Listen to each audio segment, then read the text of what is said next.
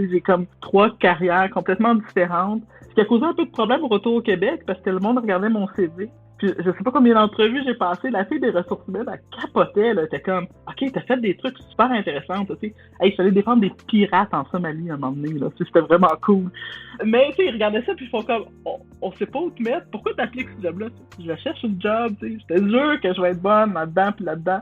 Les gens n'apprécient pas tant que ça l'expérience différenciée, là. Tu sais, les CV atypiques, ça peut être atypique, mais pas trop. Le bien était vraiment comme hors norme. Fait que tout ce qui a fonctionné, c'est du bouche à oreille, des gens qui m'ont connu, puis là, ça a fonctionné. Mais sinon, juste sur CV, là, je passais en entrevue, puis les gens, tu sais, je me suis fait dire par des filles, là, t'es le cauchemar des ressources humaines. On sait que t'es compétente, on sait pas où te mettre. Fait que, qu'est-ce que tu veux que je te réponde? Ben, prends une chance. Mais ça fonctionnait pas. Ça a été long, là, ce côté-là. Bienvenue au 27e épisode de La Quarantaine, une série balado de 40 conversations avec des personnes de 40 à 49 ans qui se racontent. On prend le temps de se parler pour mieux se comprendre. Mon nom est Brigitte Gemme et j'adore faire parler les autres. Ce projet, c'est ma manière de donner du sens à ce milieu de vie où on continue de grandir et où on peut encore se redéfinir. Julie Veillette, mon invitée d'aujourd'hui, a ses origines à Saint-Stanislas. Elle a passé ses étés d'enfance au bord de la rivière Batiscan avec tout son cousinage dans une famille étendue, ce qui l'a très bien préparée à vivre pendant 19 ans en Tanzanie, où elle a été d'abord jeune avocate au service de la défense dans le cadre du Tribunal pénal international pour le Rwanda, puis propriétaire d'une agence de voyage organisant des safaris. Tenez-vous bien, on la trouve aujourd'hui à Québec, où elle travaille dans le secteur financier. Bien qu'elle porte le nom le plus courant de notre génération, elle n'a pas eu une vie ordinaire à date. Vous allez adorer partager ce moment avec nous. On se retrouve à la fin. J'ai le plaisir d'accueillir aujourd'hui à la quarantaine Julie Veillette. Bonjour Julie. Bonjour Brigitte. Je dois dire que je pense que tu es la 3e Julie que j'ai interviewée. C'était un nom extrêmement populaire dans notre génération. Extrêmement. J'ai passé mon primaire à avoir 4 Julie dans ma classe en général. Alors, Julie V, Julie C. Alors, c'est Julie Veillette que j'ai avec moi aujourd'hui. Et ton nom, ton âge doit être dans la quarantaine pour participer. Quel âge as-tu? 45 ans. Parfait, en plein milieu de quarantaine, c'est super. J'aimerais commencer l'entretien en te demandant de nous parler un peu de ton quotidien. Qu'est-ce que tu fais au jour le jour? Quel chapeau tu portes? À quoi ça ressemble ta vie? Ben, je dirais que je porte 2 chapeaux et demi. Je travaille pour un groupe présentement en finance qui s'appelle Finhandicap, qui principalement rouvre des régimes enregistrés d'épargne invalidité et vend des fonds mutuels pour les personnes en situation de handicap. Ça, c'est mon boulot pour l'instant. Je suis aussi maman de 2 enfants, un de 8 ans, une de 17 ans, qu'on a dû réintégrer au Québec là, il y a 2 ans. Donc, on est encore dans des processus d'immigration, je dirais. Même si moi, je suis québécoise, eux ne l'étaient pas. Et je suis propriétaire encore d'une compagnie de safari en Afrique, en Tanzanie, qui me demande là, quelques heures là, par semaine là, de supervision. Donc, est-ce que tu vis sur 2 fuseaux horaires en même temps? Comment tu gères ça? Pas. Le matin, avant que l'école commence, je gère l'Afrique. Puis c'est pas tous les jours, là. C'est vraiment dans les situations macro. Que c'est pas le day-to-day que je fais, c'est vraiment des enlignements politiques de compagnie, de gestion de compagnie à long terme, des stratégies que je fais avec certaines personnes en particulier. Donc ça se fait le matin, là, soit quelque part entre 7 et 9. Eux sont en fin de journée, moi je suis en début de journée. Et si j'ai bien compris, ton conjoint est encore en Afrique ou à tout le moins à temps partiel à s'occuper aussi de l'entreprise là-bas, c'est ça? Exactement. Lui, il s'occupe de l'entreprise à temps plein. Donc, il fait des allers-retours là, entre la Tanzanie et le Canada. Est-ce que c'est un Tanzanien? Oui, c'est un Tanzanien, mon conjoint. OK. Oui. Ben, j'ai hâte de Donc, mes enfants faire raconter sont moitié-moitié. Oui. comment vous vous êtes rencontrés. Et donc, comment ça se passe tes journées? Qu'est-ce que tu fais quand tu te lèves le matin? Ah, ben, le matin, je me lève, je prépare les lunchs, j'envoie le plus jeune à l'école. La grande, elle s'occupe toute seule, puis elle s'envoie toute seule à l'école, parce qu'à 17 ans, t'es en secondaire 5, donc il y a plus Oh, d'autonomie. wow! Puis après ça, je travaille du bureau de la maison. J'ai un bureau à la maison. Donc, j'appelle des clients, je fais des différents aspects. J'essaie d'aller m'entraîner au moins 2, 3 fois semaine au gym sur l'heure du midi quand je suis capable. C'est le meilleur temps pour moi. Puis bon, la fin de soirée, les gens viennent de voir dodo, souper, puis la soirée est finie. Puis les fins de semaine, là c'est l'hiver, on fait beaucoup de ski. Québec, c'est vraiment le fun pour ça. On a des passes de saison, donc on va faire du ski là, 1 à 2 fois par fin de semaine. Là, on est en mi-janvier, puis on en a déjà fait là, 8 fois. Donc, Oh, wow! C'est le fun. ouais, quand même, ça c'est vraiment le fun. Puis, bon, ça ressemble à ça, là, c'est une petite vie tranquille. Là. J'ai pas rien d'exceptionnel. Là. Je vois des amis une fois de temps en temps, puis c'est ça. Ça se résume à ça. Je suis curieuse de savoir, tes enfants ont 9 ans de différence. Oui, c'est Je le sais même pas père. si c'est plus que la moyenne. Oui. Comment ça se passe entre eux puis avec toi dans cette dynamique-là? Super bien. J'ai vraiment des enfants assez faciles, assez adaptatifs. Ma plus grande, c'est une fille. Donc, elle a 17 ans, elle a un côté très maternel. Donc, c'est quasiment des fois la deuxième mère de mon garçon. Tu sais, ils rigolent beaucoup ensemble. C'est sûr que là, ça va mieux parce que mon garçon, à son âge, il vient d'avoir 8 ans. Donc, les activités entre une 17 et un 8 ans, ça se fait mieux qu'entre je sais pas moi, un 12 et un 2 ans. Là. Tu sais, c'est plus difficile à trouver des activités communes. Hein. Aller faire du ski tout le monde ensemble, ils suivent. Même lui, il va beaucoup plus vite qu'elle. Euh, non, mais c'est de la bicyclette, tout ça. On est capable de faire des randonnées plus longues. C'est sûr que pendant un petit bout de temps, c'était plus dur de trouver des activités que les deux appréciaient. Euh, c'est ça le côté plus plate d'avoir des différences d'âge. Mais ça te permet d'avoir du temps particulier avec chaque enfant là, quand tu as des différences d'âge. Des fois, je fais des activités juste avec ma grande. Des fois, je fais des activités juste avec le tout petit. Fait que ça ce côté-là de bon. Mais entre eux, ils ont vraiment un lien serré. Là, elle le défend, des fois elle chicane comme une mère. Lui est vraiment très attaché. Là. S'il y en a, il dit quelque chose, là, il le fait. Là. C'est vraiment. C'est très. Ils sont très comment, attachés l'un à l'autre, là, malgré la différence d'âge. Je peux imaginer que même des fois, ça passe mieux si c'est elle qui s'en occupe que toi. Oui, non, des fois quand c'est des sujets plus complexes, tu vois qu'il vit une problématique avec un ami, puis tu sais quoi dire, mais si c'est la mère qui dit ça marche pas, mais c'est la sœur qui donne le bon conseil, et boy, ça marche. Fait que souvent, des fois, moi puis elle, on en parle, on dit, hey, ok, il y a de la misère là-dedans, dis donc, et, ok, je vais m'en occuper, là, puis là, elle s'assoit avec, puis elle parle en des mots, hey man, ça serait plus cool de faire ça, tu sais. Puis ça passe super bien. J'adore Ouais, ça. ouais. Puis, tu me mentionnais avant qu'on commence l'entrevue que ton conjoint fait l'aller-retour entre la Tanzanie et Québec. Oui. Comment ça se passe?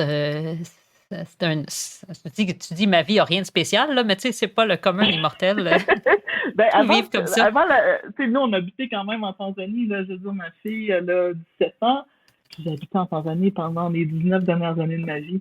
Veux pas, là, je connais très bien la Tanzanie, et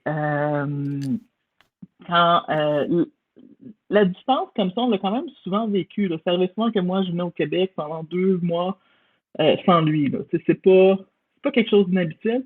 Puis lui, il partait souvent avec des clients en safari, fait que ça arrivait des fois des 3 semaines, partir, tu sais, revenir. Tu sais, on n'a pas l'espèce de fusion. Puis je pense avec la différence culturelle, si on avait besoin d'un couple fusionnel d'être tout le temps ensemble à la même place, ça serait impossible. C'est sûr que ça amène son lot de challenge. C'est pas toujours facile. Des fois, t'es comme là, tu m'énerves. Là. J'ai 10 millions de choses à gérer, puis t'es pas là, puis tu réponds pas. Ben, tu sais, ça se place tranquillement. Puis, ben, c'est sûr que bon, on sait pas ce que réserve l'avenir, mais pour l'instant, ça se gère comme ça avec les enfants, puis tout. Puis tout le monde l'a accepté. OK, je vais te poser plus de questions plus tard, Oui, mais je mets une note, je me mets un post-it oui. de te poser quelques questions sur la transition du retour en Tanzanie, parce que je peux imaginer que ça, c'est pas exactement pareil, la vie Non, à Arusha et la vie à la ville de non. Québec. Non, non, On pas y du reviendra. tout. On y Ouais. reviendra. Alors, j'aime vraiment commencer l'entretien en te faisant parler de tes racines, de tes origines. Tu peux me parler d'un horizon de 40 ans ou de 400 ans selon ce qui te convient, ce Ben, qui te parle. D'où viens-tu? je viens d'une famille des deux bords typiquement québécoise. Dans le typique de typique, là, chez les Veillettes, là, mon ancêtre, c'était une fille du roi.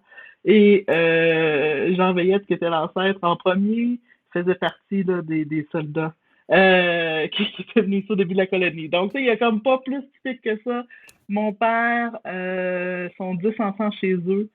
Viennent de la Mauricie, à Saint-Stanislas, au pays d'Émilie-Bordelot, s'il y en a qui s'en rappellent de cet Oh épisode-là des oui! filles de Calais. Donc, et ma mère de Saint-Narcisse, du village à côté, là, l'historique des Gervais, je le sais moins, là, mais ça remonte aussi le même genre de. Ça vient de Normandie, les ancêtres. Là. C'est vraiment québécois pur laine, comme on dit.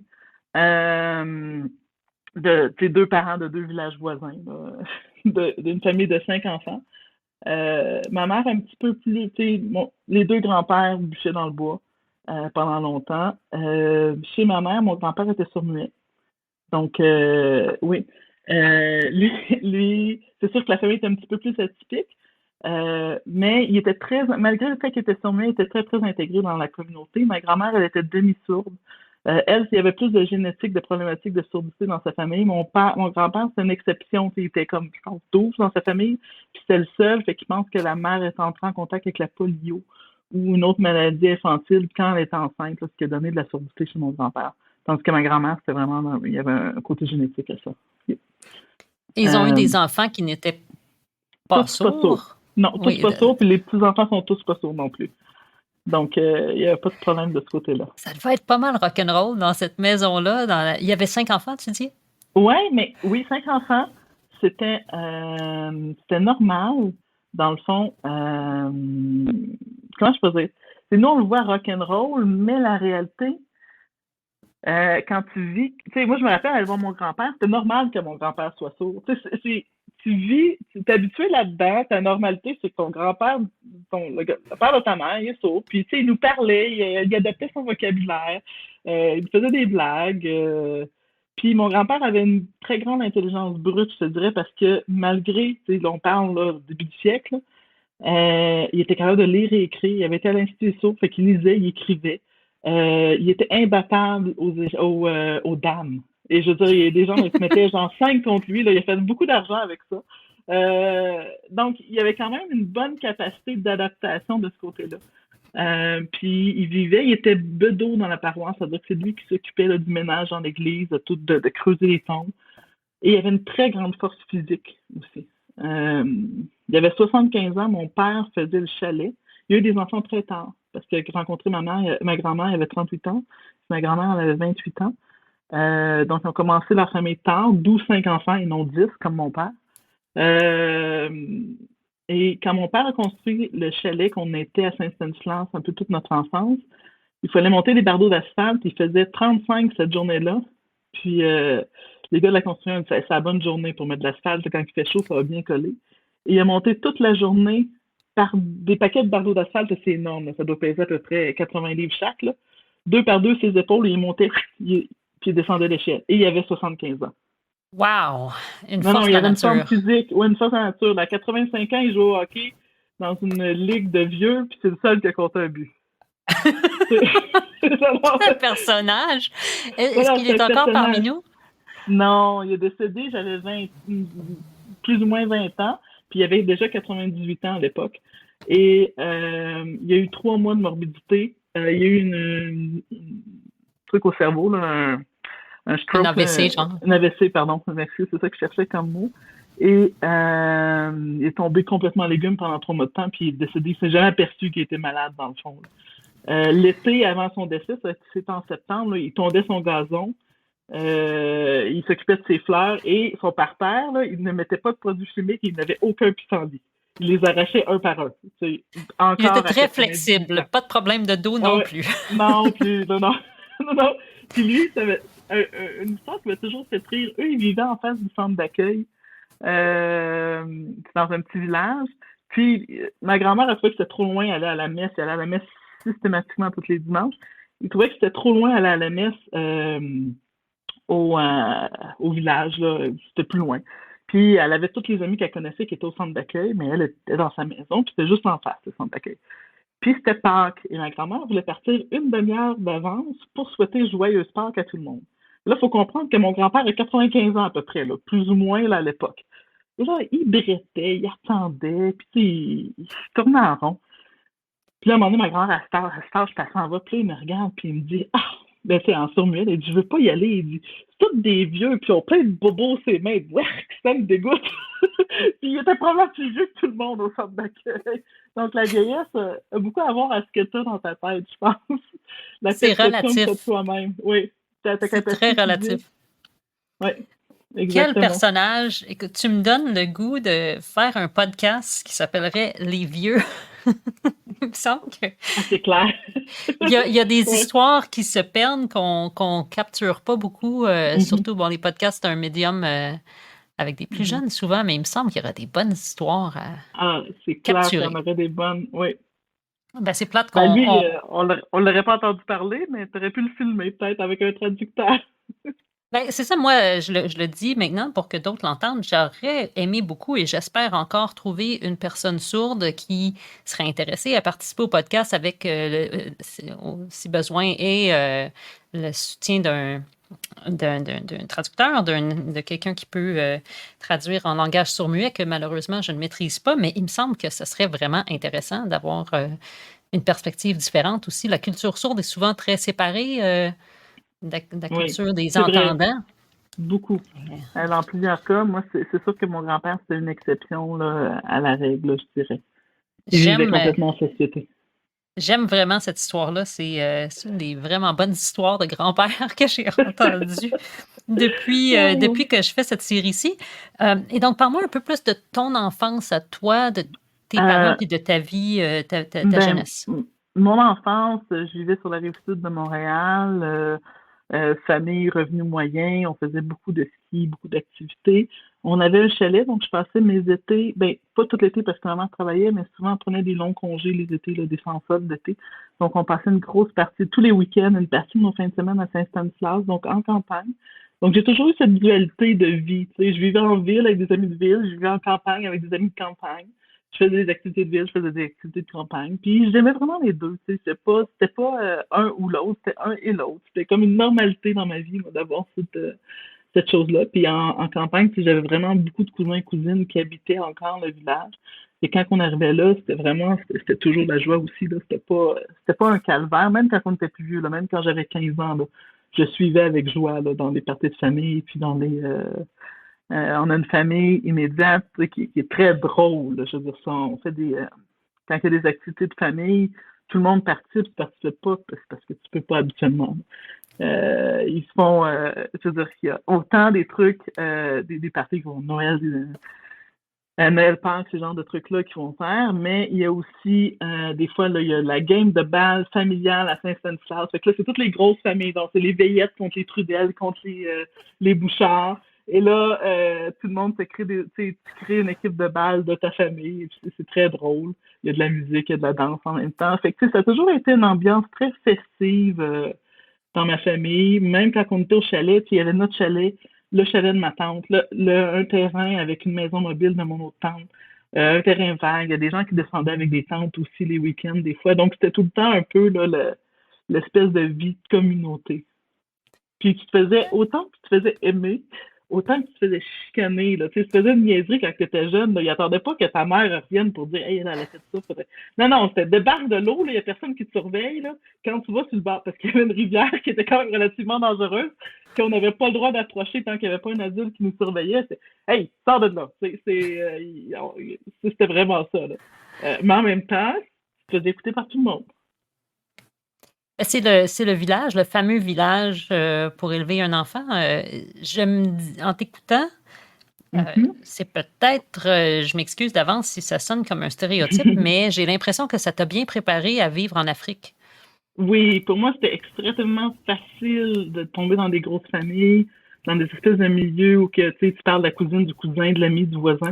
C'était comme une normalité déjà dans ma tête. Fait que moi, que le monde débarque chez nous sans appeler, Ben, c'est normal parce que quand j'étais petite, ils débarquaient au chalet sans clé. Je veux dire, les gens passaient, puis reste donc, puis prends une bière avec nous, ou si on s'en va en bateau, viens avec nous. Tu sais, c'était vraiment pas problématique de ce côté-là.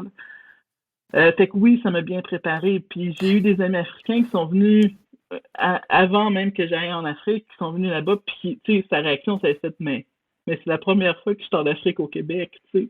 Ça a un peu été ça, sa réaction, là. C'est un peu ça.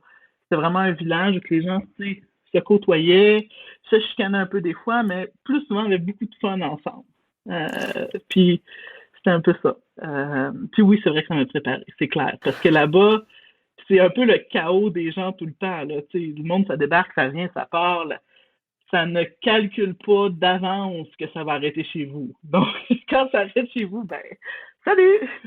C'est tout. Ben oui, on faisait ça, moi aussi, quand j'étais petite. Tu sais, mon père est d'une famille de 17, ma mère de 11. Fait que, tu sais, on avait pas mal de mon oncle puis de ma tante, des cousins tout partout, tu sais.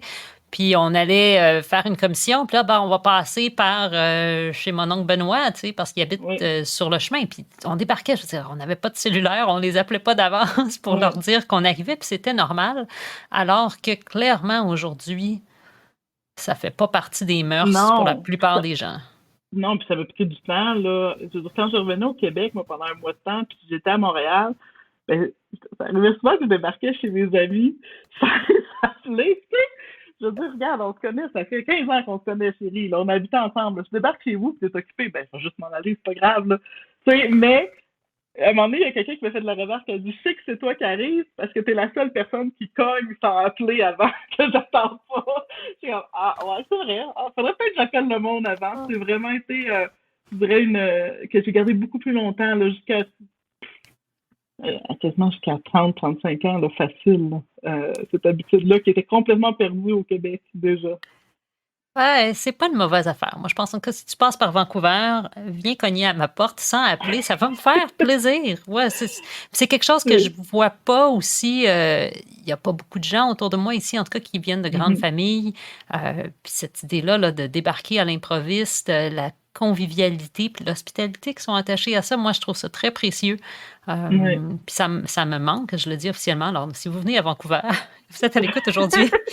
Ça va faire Faites-moi signe plaisir. parce que j'ai pas de porte sur la rue, tu sais, mais faites-moi signe, puis même si je suis pas préparée, ça va me faire plaisir de vous accueillir. Voilà. Ah, c'est bon. On en prend bonne Bien note, retenu. Ouais. n'est-ce pas? Alors, parle-moi un peu de ce qui t'est arrivé après, vite, l'école, ce genre de choses-là. Mais après ça, je suis allée au cégep, dans le fond, et à l'université en droit. J'ai choisi droit, pas parce que je voulais nécessairement être avocate ou notaire. J'ai choisi droit parce que je savais pas dans quoi m'en aller. Et en droit, il y avait un paquet de sujets que ça couvrait, là, autant du point de vue économique, social, environnemental. J'étais comme, waouh, c'est quand même cool, ça couvre tout ça. Je vais m'inscrire en droit. C'était vraiment mon motif principal. J'avais pas le désir nécessairement là, de la toge, de l'avocat, du statut que ça représente nécessairement en société. C'était même pas ça. J'avais même pas là, la vision, je vais aller faire mon barreau après quand j'ai commencé. Là. C'était vraiment, ah wow, ça va être une belle matrice pour comprendre le monde. Ça a été vraiment mon but de rentrer en droit. Donc, je suis rentrée en droit. Après ça, j'avais toujours eu une patte sur le bord du chemin, comme dirait ma mère. J'ai toujours aimé voyager, j'étais toujours, ma valise était toujours faite. Ça avait été toujours quelque chose que j'aimais. Tu sais, quand on était petite, des fois, mais bon, après ça, ils nous ont dit qu'ils le prévoyaient, là, mais souvent, dans les vacances de la construction, mon père, il avait 2 semaines de vacances. Puis, il n'y en avait pas un mois et demi. Fait que s'il pleuvait dans les vacances de la construction, là, mon frère, il aimait ça, le soleil, puis qu'il fasse beau. Il nous réveillait, tu sais, s'il pleuvait le vendredi, samedi, dimanche, la première fin de semaine. Lundi, il nous réveillait genre à 6 heures du matin. On s'en va. Puis on partait, puis on descendait aux États-Unis jusqu'à ce qu'il fasse beau. Des fois, il disait, là, après des années, non, on pensait qu'il décidait sur le coup même, mais après ça, on s'est rendu compte que non, là, il disait, non, on l'avait un petit peu planifié, mais on n'était pas sûr, fait qu'on vous l'avait pas dit. Mais tu sais, nous, c'était comme une surprise. Ah, on s'en va, écoute, gars! On faisait nos valises vite, vite, puis on partait, là. C'était un peu La spontanéité, la c'est donc bien le fun. spontanéité de partir comme ça. Euh, puis ça m'a toujours resté. Puis en droit, quand on a commencé, c'était tout le développement des tribunaux pénaux internationaux. Donc, toute l'international, le voyage, la grandeur du monde et la compréhension du génocide, des guerres, c'est quelque chose qui m'avait fasciné. À 17 ans, j'avais fait mon premier voyage en France et j'avais réalisé pour la première fois que la guerre existait. Ça va être bizarre à dire comme ça, mais dans ma tête, la guerre était toujours historique. C'était quelque chose d'abstrait. C'était la Deuxième Guerre mondiale, c'était vieux, le monde était mort, ta, ta, ta, ta. Et tu arrives en France et les gens te parlent, les vieux te parlaient de c'était comment pendant la guerre, de comment ils avaient vécu, comment ils avaient souffert, des gens qui avaient décédé, de leurs conjoints qui étaient décédés quand ils étaient jeunes, de la peine qu'ils avaient eue. Bref, il y avait plein de monuments. C'était plus quelque chose d'historique, c'était quelque chose de réel. Euh, donc, ça m'avait fasciné à partir de ça, mes 17 ans. Ce côté-là, c'est quand je suis rentrée en droit, mais c'était le développement, le tribunal pénal pour le Rwanda, le tribunal pénal pour l'ex-Yougoslavie commençait. C'était comme tous les grands procès, puis je me suis beaucoup intéressée à ça. J'ai eu la chance de faire mon stage, dans le fond, j'ai fait le barreau, puis j'ai fait mon stage du barreau au tribunal pénal pour l'ex-Yougoslavie, et après ça, j'ai été engagée au tribunal pénal pour le Rwanda, là, à titre d'avocate à la défense, d'adjointe, dans le fond, de junior, avocate junior. Wow! Donc, Oui. redonne un peu de contexte au cas où il y a des gens qui nous écoutent qui se souviennent pas trop, là, mais donne un petit peu de contexte sur le background du tribunal pénal pour le génocide du Rwanda. En 1994, je ne sais pas si vous vous rappelez, il y a eu un gros génocide au Rwanda, c'était les Tutsis contre les Hutus. Plusieurs millions de morts. Donc, ça a créé vraiment un gros conflit civil. Et ils ont décidé de créer le tribunal pénal pour le Rwanda pour juger des plus hauts responsables du génocide. Et c'était là, le début, dans le fond, avec le tribunal pour l'ex-Yougoslavie, là, qui avait Milosevic, ces procès-là, le début de ce qui s'appelle le droit pénal international. Puis maintenant, il y a la Cour pénale internationale, mais ça, c'était comme les prédécesseurs de ça. Ça sortait du Conseil de sécurité, dans le fond, de l'ONU. C'était eux qui ont instigé ça. Le but, c'était de ramener la paix dans ces régions-là. Puis on s'était dit qu'on ne peut pas ramener la paix sans faire une certaine justice aux victimes. Et le procès se tenait où? Le tribunal se tenait à Arusha, en Tanzanie. C'est ça qui m'a emmené à Arusha en Tanzanie. Pourquoi il se tenait... le lien avec la Tanzanie. Pourquoi il se tenait à Arusha? C'est qu'il y a eu bon, les gens l'ont probablement oublié, là, mais un des éléments déclencheurs du génocide au Rwanda, ça a été l'écrasement de l'avion qui a tué le président, le vice-président, le chef de l'armée du Rwanda. Et ça c'était suite à des accords de paix qui s'étaient tenus à Arusha. L'autre chose, c'est qu'en Tanzanie, il n'y avait ni d'ethnicité Tutsi, ni d'ethnicité rwandaise. Là. C'est un des seuls pays dans la région là, de façon massive.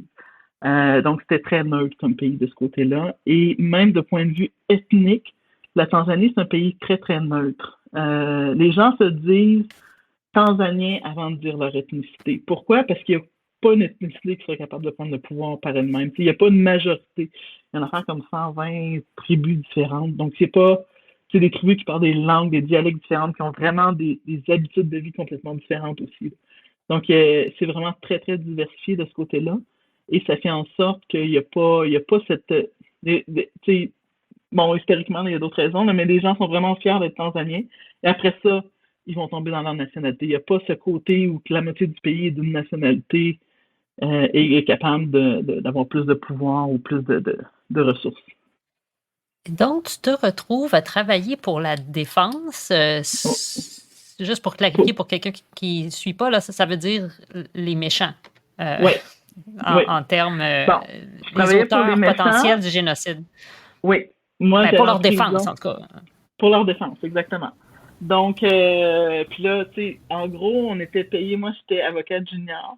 Assistante, parce que l'assistante juridique, là, c'est vraiment l'équivalent d'à peu près un avocat junior. On était un team de 5. En général, il y avait 2 avocats seniors qui avaient plus que 10 ans d'expérience. Un assistant juridique qui était une avocate junior, puis 2 enquêteurs qui étaient en généralement rwandais, des gens relativement bien éduqués, souvent des gens qui avaient des backgrounds aussi juridiques. Donc, c'est à peu près une équipe normale de défense. On était payé par les Nations Unies. On était comme l'aide juridique des Nations Unies. Puis, on s'assurait que la personne qui était accusée de génocide a une défense. Après ça, tu vas dire, mais c'est quoi cette fascination pour les méchants? Pourquoi tu étais du bord des méchants? Pourquoi tu descendais? Bon. Ben, il faut que quelqu'un le fasse. Moi, je suis pas contre ça, mais je trouve ça. Oui. Je me dis que ça doit colorer l'expérience, en tout cas, là. C'est sûr que ça colore l'expérience. J'aurais beaucoup de difficultés d'être du côté du procureur. Être du côté du procureur, c'est un peu plus être du côté policier.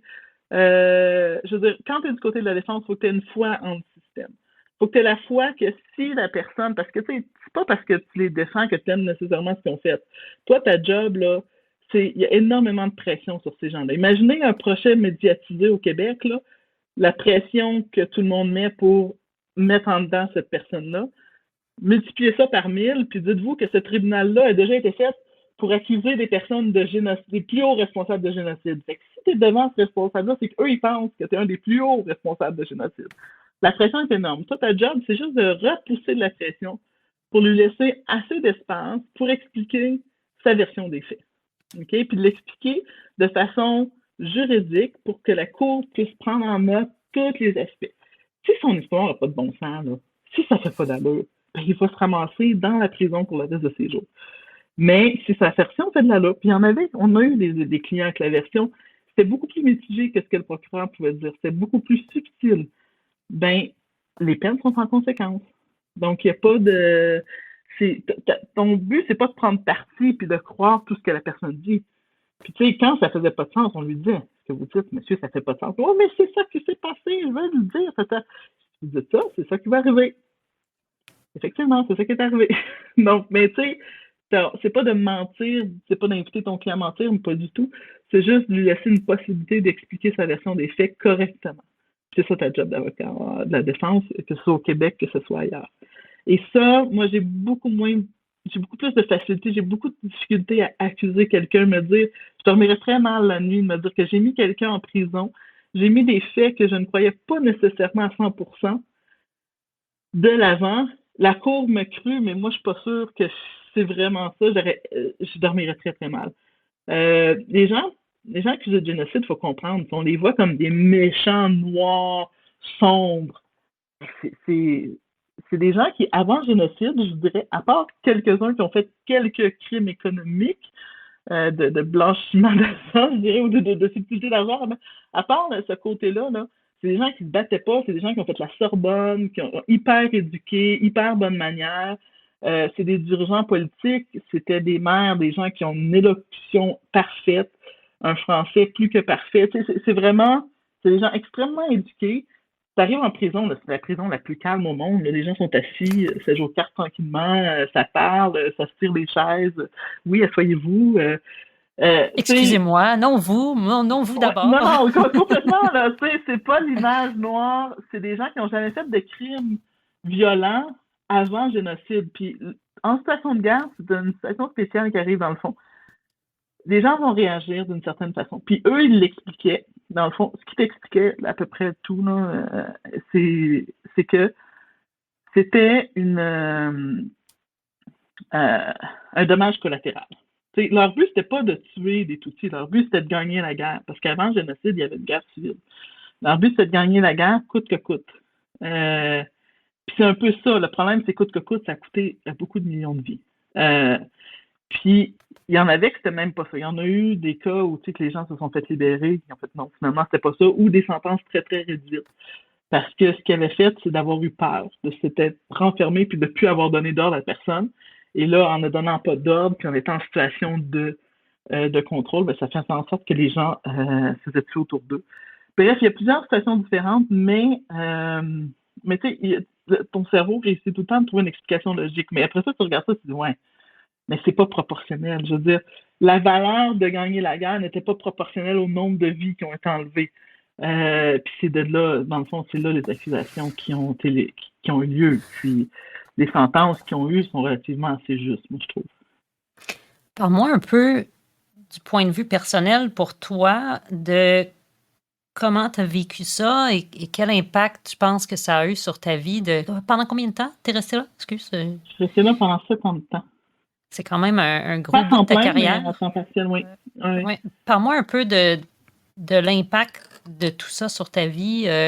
l'aspect, comment le professionnel puis le personnel se sont rencontrés là-dedans? Mais c'est sûr qu'à un moment donné, j'ai eu pendant cette période, j'ai eu ma fille. Et là, j'ai commencé à trouver ça très lourd d'être dans des programmes, des projets aussi. Tu sais, c'est dark, là. Tu sais, as le choix entre pas bon ou très pas bon, là. La personne, ça fait déjà 5 ans qu'elle est en prison. Même si elle est libérée, elle a quand même passé 5 ans de sa vie en prison. Fait que tu n'as jamais le choix. C'est jamais dans le léger et dans le bon, là.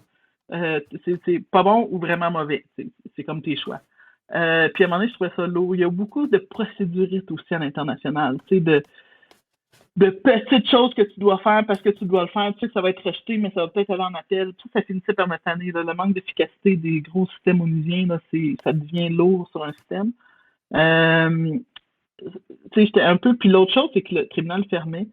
Donc, il fallait que soit que je quitte Arusha avec mon mari qui était tanzanien et ma fille qui était tout petite, pour aller à La Haye, pour aller au Sierra Leone, pour aller au Liban, qui était peut-être pas des destinations parfaites pour un enfant de 3 ans.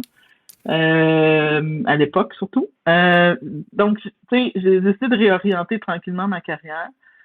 Mais un des impacts que ça avait eu, c'est sur ma certitude que mets n'importe qui dans une situation X de guerre, je vais peut-être en commettre un génocide. Et là, c'est que l'humain a une capacité d'adaptation. Et plus que t'es tu sais jamais si tu vas devenir un héros ou un zéro. En gros, là, plus que tu es focusé sur l'absolu de la chose, plus tu as de chances de prendre la mauvaise direction. Moins que tu as de respect, dans le fond, moins que tu considères, plus que ton objectif est important au détriment de l'être humain, plus tu as de chances, au détriment de l'être humain, au détriment de la réalité, là, plus tu as de chances de te rendre très loin dans ce que tu fais. Puis le cerveau humain a une capacité d'adaptation. Tu augmentes la violence, le cerveau humain s'adapte. Tu augmentes la violence, le cerveau humain s'adapte. Tu augmentes la violence, le cerveau humain s'adapte. Donc, cette capacité d'adaptation fait en sorte que t'adaptes à des situations de guerre, tu t'adaptes à des situations de génocide, et ça devient ta normalité, et c'est là que c'est dangereux. Puis prendre la mauvaise décision, ça peut se faire assez vite, je dirais. C'est pas tous à la base des gens très méchants, mais même pas du tout. Mais ils ont pris des mauvaises décisions à un moment donné dans leur vie. Vous les remettrez dans une situation, vous les emmèneriez au Canada, admettons, comme réfugiés, ces gens-là ne commettraient aucun crime. Tu sais, c'est pas des criminels d'habitude, c'est pas des criminels qui sont partis de l'adolescence, qui ont commencé à faire des crimes-là, qui ont continué toute leur vie, mais pas du tout. Donc, c'est ça, tu sais, ça te met un peu d'humilité quand tu regardes ça, puis ouais, à peu près n'importe qui pourrait se rendre là. Puis, tu sais, prenons les bonnes décisions, regardons la réalité, mettons la réalité puis l'humanité avant des principes. Je pense que ça a été ce que j'ai retenu beaucoup de mon temps passé avec eux. Comme tu dis, c'est lourd, mais j'apprécie beaucoup la leçon personnelle, si on peut dire. C'est pas tant, corrige-moi si j'ai tort, là, je pense pas que c'est tant que tu doutes de la bonté des gens au fond de leur cœur. Je crois vraiment à la bonté des gens au fond de leur cœur. Ça, c'est clair. Puis même ces gens-là qui ont commis des génocides avaient des côtés très, très bons. Très bons. Vraiment, là. Avant, après, même pendant le génocide, certaines fois, malgré les horreurs qu'ils ont laissé commettre ou qu'ils ont fait commettre. Donc, c'est que je crois que vraiment, c'est qu'ils ont pris des principes, ils ont mis des principes sur cette cause-là en particulier, au-delà de la réalité et de l'humanité qu'on doit avoir là, avec ses voisins, ses congénères, etc. Je peux imaginer que pour certaines personnes qui auraient été dans ta position, soit dans le tribunal auquel tu participais ou dans les autres que tu viens juste de nommer, là, le Sierra Leone aussi, pas drôle, et ainsi de suite, je peux imaginer qu'il y a comme un transfert de traumatisme, je veux dire, de comment ça s'appelle, par proxy, juste à écouter ces histoires-là à journée longue, là, parce que c'est pas des histoires drôles. Est-ce qu'il y a comme un soutien de genre santé mentale qui fait partie de ça? Comment tu prends soin de toi-même pour éviter de sombrer dans la dépression? Là? Moi, en tout cas, je peux imaginer que tu rentres le soir chez vous, puis... Je sais. Ben, comment, pour de vrai, là, à un moment donné, ça devenait... on faisait des jokes plates, là, un peu comme un docteur qui opère quelqu'un puis qui fait des jokes plates avant de l'opérer avec ses congénères. Là, on en faisait aussi des jokes plates là-dessus. Là. Ouais, il travaillait pas tant travaillé, on a juste eu 2 cette journée-là. T'sais. Genre de niaiserie qu'on pouvait dire, mais tu sais, c'était plus réfléchi, là, c'est que tu dédramatises, tu dépersonnalises à quelque part ce que tu vois. Là. C'est un peu comme si tu voyais un film, parce que quand tu te mettais à y penser vraiment, puis tu regardais les trucs, tu allais juste mourir. C'était vraiment comme tu regardais un film plus ou moins bon, là. Puis ça devenait comme ça dans ton travail au jour le jour. Ce qui était dur, par contre, puis là, c'est quand tu faisais de l'interview de victimes. Et que là, ils te contaient, ou même juste de témoins sans être victimes, là, puis ils te contaient des histoires. Et puis là, tu sais, des fois, les gens se mettaient à pleurer, puis tu sentais que l'histoire était vraie, parce que des fois, c'est pas toujours la vérité, les gens. Mais quand tu sentais que l'histoire était vraie, puis que ça l'avait vraiment touché, là, des fois, c'est comme, ah, puis tu sais, il fallait que tu la fasses parler, il fallait que tu la fasses continuer à la faire parler pour qu'elle t'explique de plus en plus en détail ce qui s'est passé pour pouvoir vérifier avec ce que tu sais si ça peut être un témoin possible. Ça, c'était dur. Ça tu sais, c'était pousser les gens. Moi, ce que je trouvais le plus dur, c'était pousser les gens à dire ce qu'ils voulaient pas nécessairement dire, à aller dans des souvenirs qu'ils voulaient oublier plutôt que relater. Ça, c'était un côté difficile de la job. Non, à l'époque, je sais pas si maintenant il y en a, avec les Nations Unies, là, du sport à la psychologie de la personne, à l'époque, il n'y en avait aucun. Là. Tu fais ta job, puis c'est tout. Là. Mais c'est le côté que je trouvais le plus dur que de voir des photos de massacres, de trucs comme ça. À un moment donné, on dirait que tu deviens pas immunisé, mais un peu, tu sais, parce que t'en vois C'est tellement que. clinique, comme... Ouais, ça devient clinique, un peu comme un docteur qui rouvre une personne, il se demande pas, hey, je vais-tu l'ouvrir, ça va-tu saigner? Non, non, tu rouvres, t'opères. Mais ça devient vraiment clinique à un moment donné. Mais quand tu es devant la personne, ça peut pas être clinique. Là. C'est plus clinique. Oui. Je vais changer de travail un petit peu pour te demander de me parler un peu plus de ta vie personnelle à ce moment-là, parce que ça faisait probablement pas partie de tes plans, là. Quand tu es déménagé, quand tu es allé travailler là, après être allé à La Haye, tu te retrouves à Arusha et tu as rencontré quelqu'un, puis tu as une petite fille. Alors, parle-moi un peu de qu'est-ce qui t'est arrivé. Qu'est-ce qui est arrivé? Ben, on était, faut dire qu'on avait un plaisir fou à travailler là-bas aussi, parce qu'on était une gang de jeunes qui avaient tous des postes d'avocats juniors, dans le fond, d'assistant juridique, l'équivalent d'un avocat junior. Ils devaient avoir comme une vingtaine de procès en même temps. Fait qu'on était à la fois, là, entre 20 et 30 jeunes qui venaient d'avocats juniors, de professionnels qui venaient d'à peu près tous les pays avec des bonnes jobs, des bonnes sommes d'argent, souvent un premier emploi, tous entre 20 et 30 ans à peu près. Donc, on faisait beaucoup la fête, on faisait beaucoup de sorties, de parties, de fois. Ça arrivait des fois qu'on louait le cinéma complet là-bas juste pour amener du popcorn puis de l'alcool puis de mettre les films qu'on voulait toute la soirée. Tu sais, je veux dire, des trucs quand même assez sympathiques qu'on a fait. Là. Rien d'extraordinaire, mais c'était quand même une gang avec laquelle on tripait. C'était drôle. Le milieu de travail de ce côté-là, de l'autre côté, tu sais, puis c'est un mélange de vie sociale et de vie personnelle. Parce que tu te ramasses, tu connais personne là-bas, donc tu sors avec toute ta gang d'experts. Et ce soir-là, on était sortis dans un bar d'Arusha et je connaissais le coiffeur qui, comme dans tous les pays, sans vouloir avoir beaucoup de préjudice, était homosexuel. Donc, Ali, c'était connu qu'il était gay. Puis j'avais avec lui sur le bord du comptoir et il faut dire qu'en Tanzanie, les gens ont en général extrêmement peur de l'homosexualité. Les Tanzaniens, même à ce jour, c'est une petite ouverture, mais encore, là, c'est pas énorme. Donc, ils avaient très peur des homosexuels et je vois rentrer ce grand gars-là. J'ai un faible pour les grands gars. C'est comme un des absolus de ma vie. Là. Ça a toujours un fêté, ça reste encore. Avec des trop grandes jambes, des trop grands bras, je trouve ça très beau. Donc, il y a un gars qui rentre comme ça et qui voit aller, hey, salut Ali, puis qui donne un gros hug, qui a, physiologiquement, qui a vraiment l'air d'un Tanzanien. Fait que là, Ali me présente ça, c'est un de mes amis, Fait que, il jase un peu, puis super sympathique, pas agressant, parce qu'il faut dire que les gars tanzaniens, le consentement dans un bar était vraiment haut. Là. Juste le consentement à danser, là, des fois, c'était comme, OK, non, là, c'est pas un possible, concept fluide. C'est un concept très, très fluide, je dirais. Peu intégré, oui, voilà. Très peu intégré, très fluide. Mais lui, tu sais, super respectueux, tout ça. Il parle un peu, il retourne voir ses amis, un peu plus tard, il dit, hey, viens-tu danser?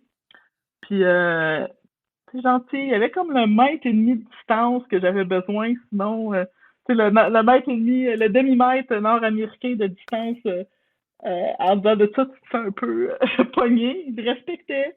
Puis j'étais là je devais être là avec genre 5 6 de mes amis de gars. Puis à tour de rôle, ils venaient me voir à tous les 5 minutes. Es-tu correct? Es-tu correct? Parce que ils savaient qu'il fallait qu'ils viennent te voir, sinon des fois tu te retrouvais dans une situation très. OK, OK. Puis là, au bout de 5 ans, il a fait coudon, t'as combien de bodyguards dans le bar là? Il savait très bien, il voyait ce qu'il faisait là. Fait que, puis il m'a laissé sa carte, il est reparti ce soir-là, gentiment, il dit hey, appelle-moi. Puis la semaine d'après, ben je me trouvais, j'étais comme tout seul, là. Tout le monde était parti, il y avait la majorité des gens avec qui je me tenais étaient partis. Je disais, ah, je vais l'appeler, je vais aller prendre un café. Puis on est allé prendre un café, puis après ça, on est sortis quelques fois ensemble, mais le reste c'est de l'histoire. Donc dans le fond, là, pour faire un résumé court, c'est deux choses. Le fait que ce qui m'a attiré, c'était le fait qu'il était pas homophobe dans un bar. Et après ça, qu'il y avait comme la compréhension de la culture nord-américaine. Ce que je savais pas, c'est qu'il travaillait comme guide, puis il avait été aux États-Unis. Enfin, ça, c'est drôle, cette histoire-là, mais il avait été aux États-Unis à plusieurs reprises, donc il comprenait très bien la culture nord-américaine, là, tu sais, qui touche pas au monde si tu te le demandes pas. Tu sais, c'était comme un petit, la petite distance, fait que ça a bien été de ce côté-là. On avait comme des trucs communs. Et, tu sais, le monde était, hey, t'es en amour avec un Tanzanien. Je suis comme, non, je suis pas en amour avec un Tanzanien. Je serais pas noir, je serais pas Afrique. Je suis en amour avec le gars-là, point. Là. Tu sais, j'ai pas eu d'autres amoureux en Tanzanie. J'ai pas C'est eu pas d'autres, même, amants. l'exotisme qui Non, t'a c'est pas attiré. l'exotisme. Non, c'est vraiment lui. Ben oui, il y a un bout d'exotisme parce que, tu sais, ça fait partie de sa personnalité. Là. Je peux pas dire non, pas du tout, mais c'était pas l'exotisme à tout prix. Là. Tu sais, c'était pas n'importe quel gars qui m'aurait tenté, là. Tu sais, je cherchais pas à me matcher avec un Tanzanien. C'était pas dans mes. Mon but, c'était pas de goûter à la saveur locale, là. C'était vraiment juste que j'ai rencontré cette personne-là qui me plaisait vraiment bien, puis qu'on s'entendait bien sur plein de choses, et puis la vie a continué, là. C'était beaucoup plus ça euh, que juste l'exotisme. OK. Hey, quelle belle histoire. Moi, j'aime ça au bout. Alors, je t'ai pas officiellement posé la question, mais je suis supposée te poser la question.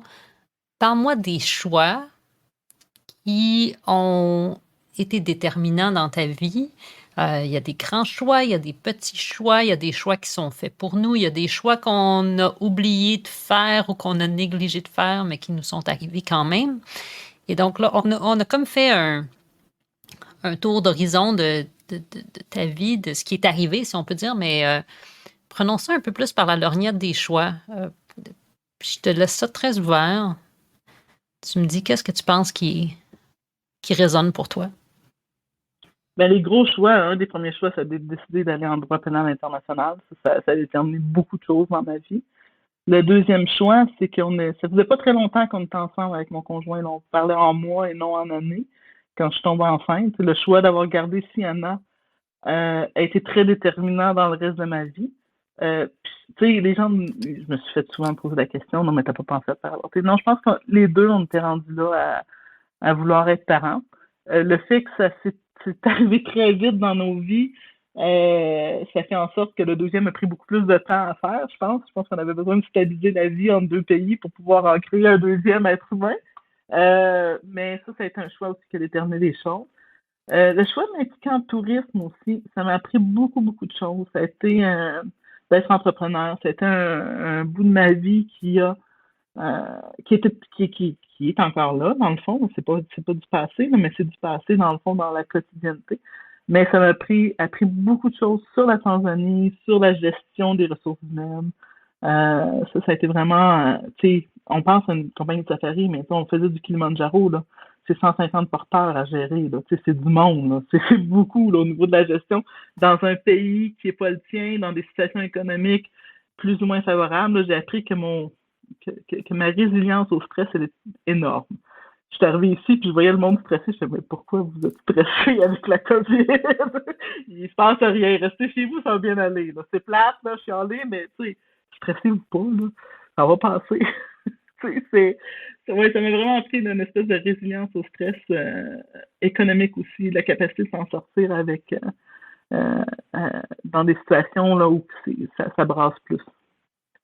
Puis ça a été des choix. Mais le choix de revenir aussi, ça a été, je vis un peu l'immigration malgré tout.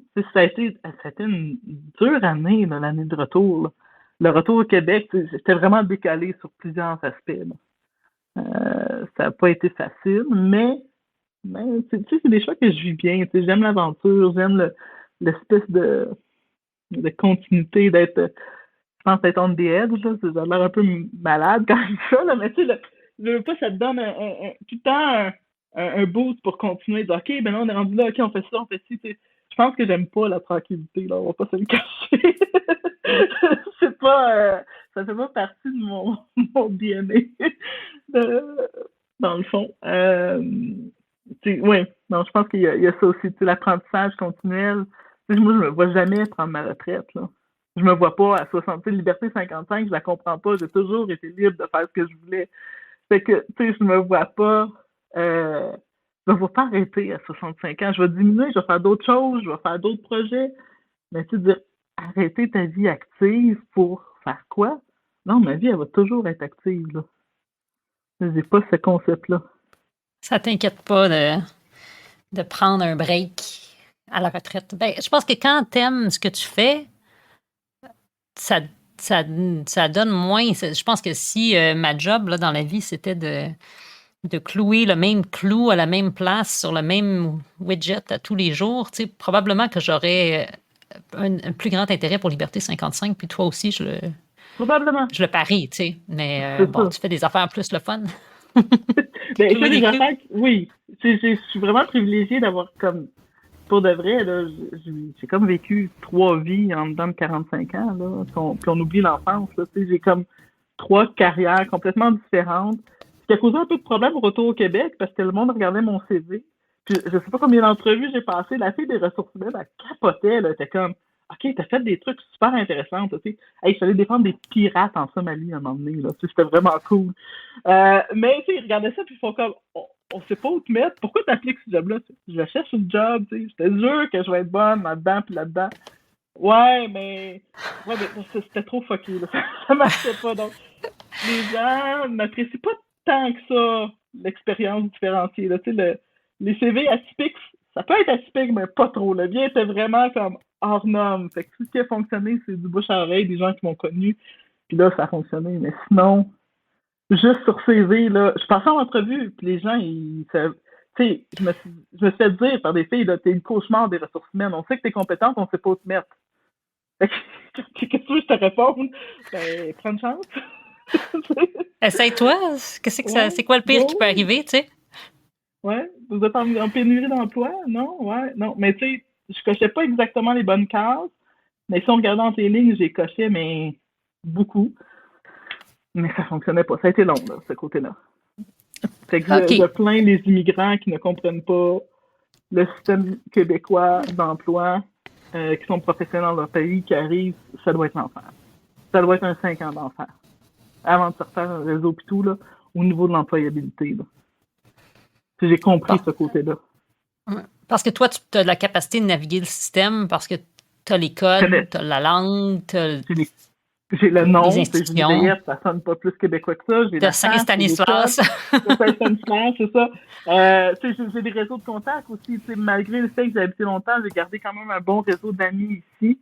Donc, en gardant ton réseau de contacts, ben, ça fait en sorte que tu es capable, des fois, là, d'avoir d'autres contacts. Puis c'est ce qui s'est passé dans la majorité des cas. J'ai le réseau familial aussi pour me soutenir. Les premiers jobs que j'ai eus, c'était ma tante qui cherchait quelqu'un pour en marketing, en gestion marketing. Ça a été de bouche à oreille comme ça, mais c'est un processus qui j'enlève mon chapeau. Il faut avoir la tuque bien attachée. Ah oui. Parce qu'ils vendent. Écoute, j'aimerais ça qu'on se parle toute la journée, là, mais j'ai des petites questions plus horizontales à te poser. Est-ce que tu as des regrets? Est-ce qu'il y a quelque chose que tu dis, j'aurais dû faire ça, puis je l'ai pas fait, ou j'ai fait quelque chose, puis j'aurais dû, ben du don dû pas le faire? Tant, pour de vrai, là, tu sais, des gros regrets de vie. Bon, tu sais, quand je suis revenue, j'ai regretté de ne pas avoir continué à être membre du barreau à payer mon 5 000 parce que c'était dur l'employabilité, mais tu sais, ça, je trouve que c'est un petit regret dans la vie. Tu sais, t'es comme, ça s'est placé avec le temps. Je pense que j'ai beaucoup bougé dans ma vie, puis ça fait en sorte que j'ai réussi j'arrive pas à regretter grand chose. Tu sais, j'ai eu vraiment du fun dans ce que j'ai fait, là. C'est pas, je tripais, là. Fait que, tu sais, des petits regrets, ouais, j'aurais peut-être dû faire ça, ça aurait été mieux. J'aurais peut-être dû, à l'époque, acheter une maison au Canada. Maintenant, ça vaudrait 4 fois le prix. Mais, tu sais, c'est des regrets monétaires qui, je me dis, bon, ça va pas, tu sais, à fin de couple d'années, ça va pas se compenser, là aussi, là.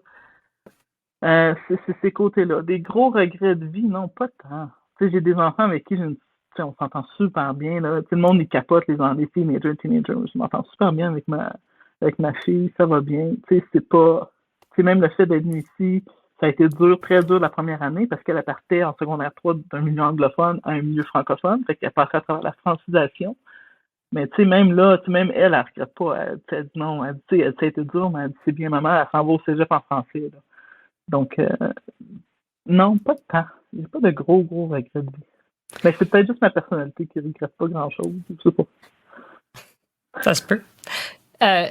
Entre parenthèses, donc, tu dis ta fille, elle a l'école en anglais en Tanzanie. Est-ce que vous parliez anglais à la maison, français? Comment ça se passe? Quand ma sœur était là, parce que ma sœur souvent travaillait sur des chiffres, elle travaillait dans le milieu des mines, donc c'était comme un 3 moyenne, 1 mois out. Quand elle venait à la maison, on parlait français beaucoup. Mais quand elle était pas là, mon mari parle pas français, donc on parlait beaucoup anglais, beaucoup swahili. Puis quand on venait ici, elle parlait français. Ma fille est venue plus souvent. Bref, dans le temps, mon gars était vraiment anglophone. Il était meilleur en swahili. Tu sais, ses langues, là, c'était anglais, swahili, puis français en dernier. Ma fille, elle, c'était anglais, français, swahili en dernier. Donc, tu sais, oui, elle le parlait, mais elle le parlait comme un anglophone. Ça, j'ai pas été super bonne là-dessus, là. Mais tu sais, quand t'es autour de la table et tout le monde parle anglais, tu vas pas te mettre à parler français puis il y en a moitié qui comprennent pas. C'est un problème. Tu sais, si ton conjoint parle français, c'est facile de dire maman va parler en français puis papa va parler en anglais. Mais quand l'autre parle pas, tu vas-tu pas faire en sorte qu'il comprenne rien de ce que tu dis à tes enfants quand il est là? Non. Fait que ça, oui, j'aurais pu me forcer un peu plus puis leur parler plus français. Ça aurait été plus facile dans leur adaptation. Mais la vie étant ce qu'elle est, maintenant, ils parlent très bien le français tous les deux. Puis, il est en secondaire, tu sais, 2 ans plus tard, elle est en secondaire 5 normal, dans le fond. Puis, elle a l'âge de secondaire 5. Donc, elle rentre au cégep dans les temps, elle rentre au cégep à 17 ans. Donc, ça fonctionne, tu sais, malgré tout. C'est beau. Moi, je trouve ça super le fun, cette transition-là. Ouais. Ta plus grande fierté? Tu Ma peux plus dire grande tes enfants, fierté. c'est correct, mais C'est correct. tu peux dire autre chose aussi. Je veux te Ouais. libérer de la culpabilité. Si jamais tu peux pas dire mes enfants, c'est correct aussi. Mes enfants, oui, c'est sûr, ben, tes enfants, c'est une fierté, mais dans le point de vue professionnel, là, moi, je pense qu'une de mes plus grandes fiertés, ça a été de bâtir une entreprise dans un milieu en Afrique qui était à l'antipode d'un milieu favorable aux entreprises. C'est d'avoir survécu en tant que fille pendant des ans de temps à la tête de cette entreprise-là, à faire du management avec une gang de gars. Ça c'est quelque chose à être fier. C'est quelque chose qui est dû beaucoup au développement de mes capacités. Tes enfants, tu vas être fier d'eux, c'est quand même à eux que je dirais que le privilège revient. Tandis que ça, c'est à moi que le privilège revient. S'ils sont bons, c'est à cause d'eux, c'est à cause de toi nécessairement tout le temps. Ouais, Et non. l'entreprise existe toujours, je dois dire. Là. Donc, tu Ouais. es revenu au Québec Ouais. au sommet, au début de la COVID, là, au début de la pandémie, mais l'entreprise existe toujours et rebondit. Et ça, je dois dire Ah oui. il y a Oui, de puis quoi là, être fier. Là. on est revenu à un chiffre d'affaires à peu près à 80% du pré-pandémique. Là. Non, c'est une entreprise qui, tu sais, puis c'est les mêmes gens. Les gens nous ont suivis, les Tanzaniens avec qui on travaillait, nous ont suivis pendant tout le processus, là. Même pendant la pandémie, ça a été difficile, mais tu sais, moi, le geste que j'ai pris, c'est que je me retire, je prends plus mon salaire pendant X temps, que ça va être lent. Et ce qu'on a fait, au début, on a coupé le monde de moitié du salaire. puis après ça a été au quart de salaire parce qu'il n'y avait aucune aide financière. Là. On est obligé de mettre à la porte à peu près la moitié du staff, mais la moitié du staff que j'ai mis à la porte qui dépendait uniquement là, du staff de bureau, j'ai continué à leur payer une aide de subsistance, une espèce de bien-être social minimum. Là, on parlait d'un 100$ par semaine, mais là-bas en Afrique, je savais que ce 100$-là, ça permettait à leur famille de se nourrir. Fait que tout le monde était payé ça pendant toute la pandémie à être assis chez eux. Fait que je pense que des gens ont été extrêmement bons, extrêmement généreux aussi quand il y a eu un retour de balancier, quand ils voulaient revenir au travail, ils sont revenus au travail. Puis je travaille encore avec la même équipe, là, que ça fait des années qu'on travaille ensemble. Je trouve que j'ai des gens, ça fait plus que 15 ans là, qu'on travaille ensemble. Là. Donc il n'y a pas beaucoup de roulement de personnel chez East African Voyage, je dirais. C'est sûr que chez les gens expats, il y en a un peu plus parce que c'est la nature même d'un expat d'arriver puis de repartir. Mais sinon, on a quand même un fonctionnement qui fait en sorte que les gens restent pendant très, très longtemps. C'est vraiment cool. Moi, je suis... j'ai tellement hâte d'être capable d'aller en Tanzanie puis de faire appel à vos services. Tellement plaisir. Ça va être vraiment... C'est vraiment le fun. Pour un voyage, là, c'est vraiment un voyage que les gens se rappellent toute leur vie. Puis c'est un voyage qui peut être fait multigénérationnel. C'est ça qui est cool. C'est que le grand-père va triper autant que le parent, que l'enfant qui a, je dirais, en haut de 17 ans, de vous faire emmener vos enfants. Il n'y a pas de problème. En bas de ça, vous pouvez aussi, mais il faut l'adapter un peu plus, le voyage. C'est tout. T'sais. Mais non, tu vois des bébés lions qui jouent ensemble, tu peux pas faire comme oh, c'est ça, c'est cute. c'est clair, là. Il se passe de l'action, des fois c'est des chasses, des fois, c'est vraiment le fun, puis c'est des paysages que tu revois nulle part là, dans le monde. C'est vraiment beau, c'est vraiment un très beau pays là, à visiter. Avec moi, avec quelqu'un d'autre, mais allez-y, ça vaut la peine. Ben, ça m'amène directement à ma prochaine question. Je veux qu'on parle d'avenir, mais je suis obligée de te poser cette question-là. Ça ne tente pas de redéménager en Tanzanie? Ou... Pas tout de suite. Y penses-tu? Pas pour l'instant, pas pour les prochaines années. Je viens de ramener tous mes enfants ici. Ils ont finalement réussi à apprendre le français. Ils se sont intégrés, ils ont des amis, tout ça. Je ne veux pas les redéraciner pour me rendre tourner là-bas. Je te dis pas que, ma fille, là, elle a 17 ans, quand elle va avoir 20, 21 ans, elle va être plus à l'université ou sur le marché du travail, whatever. Mais tu sais, t'es plus autonome rendu à cet âge-là. Mon garçon, lui, va peut-être être en 5e, 6e année. Je te dirais pas que je n'irais pas faire un 6 mois là-bas. Mais c'est dur économiquement en Tanzanie. Puis c'est dur d'avoir une stabilité. Tu peux avoir de l'argent, mais d'avoir la stabilité que tu as au Canada, la certitude qu'année après année, ça va être comme ça. Puis le milieu des voyages, c'est des ups et des downs. Je veux dire, on a vécu la pandémie, mais moi, il y a 7 ans, j'ai vécu Ebola. Puis c'est pour ça que j'étais préparée à vivre tu sais, Ebola, ça avait quasiment tué la compagnie plus, parce que là, on était préparés, on était plus fort financièrement, puis on avait des meilleures structures.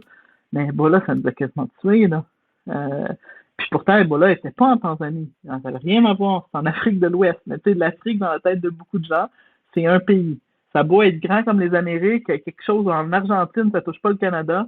Dans leur tête, c'est juste ça.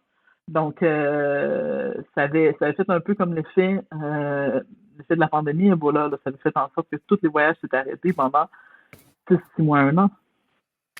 Donc, on avait déjà une bonne préparation. Donc, présentement, tu trouves que la vie au Québec, c'est plus facile? Il y a une petite facilité. Ouais, à 45 ans, il y a un côté économique, de stabilité économique qui me dérangeait en Tanzanie. Qui me dérangeait pas dans mes débuts de ma vingtaine, début de ma trentaine, mais qui, à partir de 40 ans, commençait à me déranger.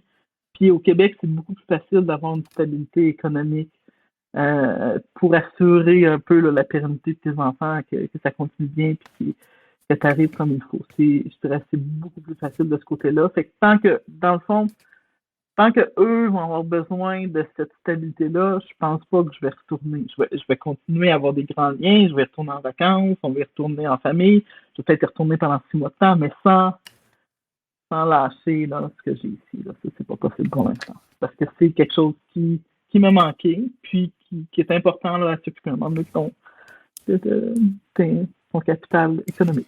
C'est clair. Ben, parlons donc continuons de parler d'avenir. Parlons de la question du corps, parce que, bon, puis en plus, tu es ici ou tu es là-bas. Je pense que la géographie, c'est quelque chose que tu as expérimenté aussi beaucoup, mais parlons de la corporalité, avoir un corps dans la deuxième moitié de la vie, il y a toutes sortes. Puis on a parlé de ton grand-père, alors je pense que tu as t'as une bonne base à suivre ou à laquelle aspirer, mais comment tu vis ça? La perspective de vieillir, en gros, puis de la santé, est-ce que ces questions-là se posent pour toi? Pas tant, ça a l'air bizarre, là, mais tu sais, regarde, j'ai pas encore de cheveux blancs beaucoup, là, on les voit pas, je me teins pas les cheveux. J'ai pas l'impression d'avoir. J'ai vieilli, je vois des photos, je dis ah oui, c'est clair que j'ai vieilli. Je le sens quand je fais le party beaucoup trop tard. Mais à part de ça, tu sais, ce qui m'a frappé, c'est récemment, il y a 1 an et demi, ma mère est décédée. Donc, ce qui m'a. Ça m'a donné un choc du côté de. Il y a une fin de vie à un moment donné qui arrive. Euh, Ça m'a donné un choc du côté de faire un peu plus attention là, à ta santé. Si j'ai fait des petites démarches, j'allais jamais voir le médecin, quasiment jamais. J'ai fait un peu plus de démarches, j'en fais encore. Et ils m'ont donné je ronflais beaucoup, donc ils m'ont donné une machine pour l'oxygène CPAP, la nuit. je sais pas comment ça s'appelle en français. Un CPAP, exactement. Un CPAP. Ça s'appelle comme ça. Un CPAP. Exactement. Puis ça a beaucoup, beaucoup changé mon état d'énergie. C'est revenu. C'est un peu low. Puis je me disais, c'était le retour au Québec. Je mettais ça sur plein d'affaires.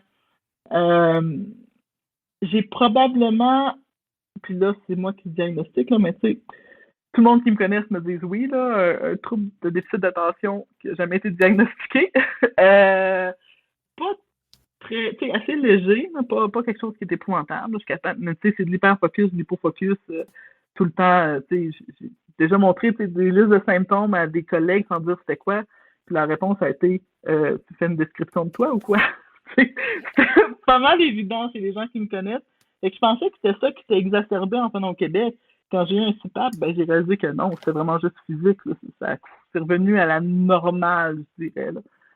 C'était pas moi qui étais en situation, c'est vraiment le corps qui lâchait. Ça m'a aussi donné un petit coup. J'ai comme fait, OK, là, j'ai dit, il faut que tu fasses un petit peu plus attention à toi, puis quand tu as des symptômes, va consulter un peu plus vite. Tu aurais pu avoir ça il y a 10 ans, peut-être que ta vie aurait été mieux pendant 10 ans de temps. Mais, fait que c'est ça, c'est d'être plus attentif aux symptômes, puis d'aller consulter un peu plus vite. Là, c'est mes bonnes résolutions de 2023.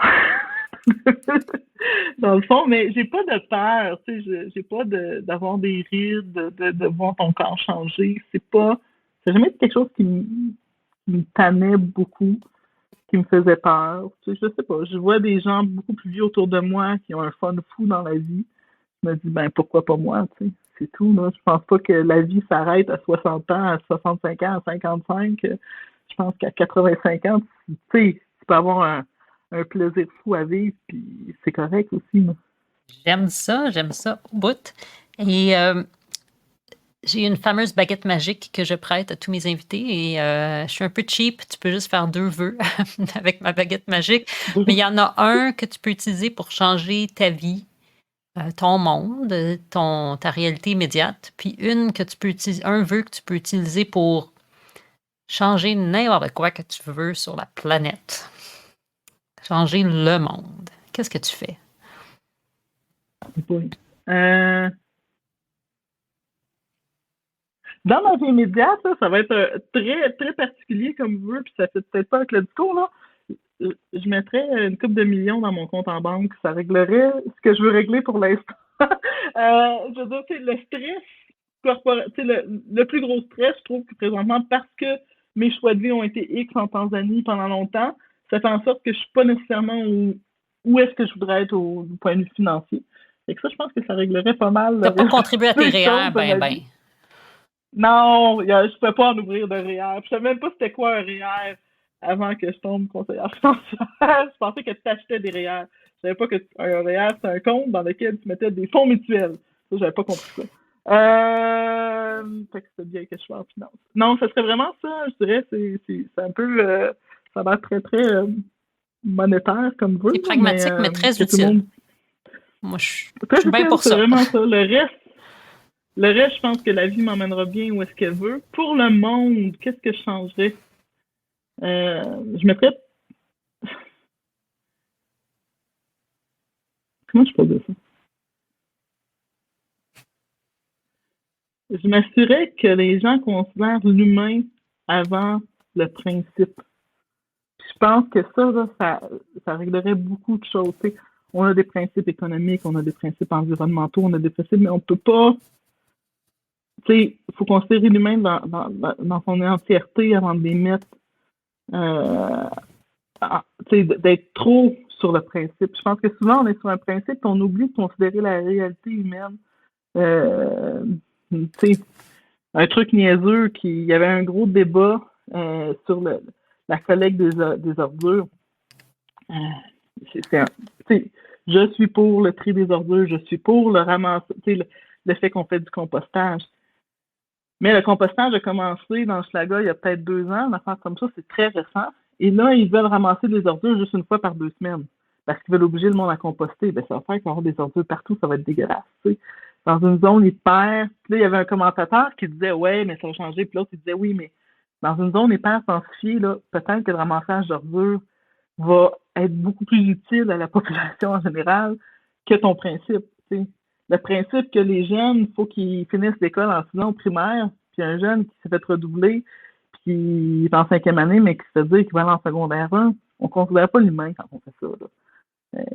C'est pas possible. Là. Je veux dire, il y a des choses comme ça, je trouve qu'on est trop sur le principe et pas assez sur la réalité humaine en arrière. Puis c'est même que ton principe soit très beau, très bon. On est tous d'accord qu'on doit faire plus de recyclage, qu'on est tous d'accord qu'on doit faire plus de compostage, mais si pour changer des comportements, tu te mets à avoir une ville pleine de déchets en été, c'est pas mieux. Je veux dire, il faut quand même avoir un balance. Puis ça, je pense que des fois, on le perd dans nos macro-structures puis dans nos idées de principe. Et je pense que ce serait ça mon souhait. Puis comme tu l'as mentionné, ça peut mener loin. Bon, le compostage dans Hochelaga, là, ça mènera pas, j'espère, au génocide. Mais... mais oui. Mais c'est un peu là que ça commence, d'une façon... Oui. Ironique. Oui, tu sais, je veux dire, quand tu mets ton l'idée de gagner la guerre, l'idée d'être une nation, l'idée, whatever, quand c'est trop loin, au détriment de l'être humain qui est à côté de toi, puis pas juste un petit problème, là, au détriment du fait que tu vas le tuer, ben, c'est peut-être rendu trop loin dans tes principes, là.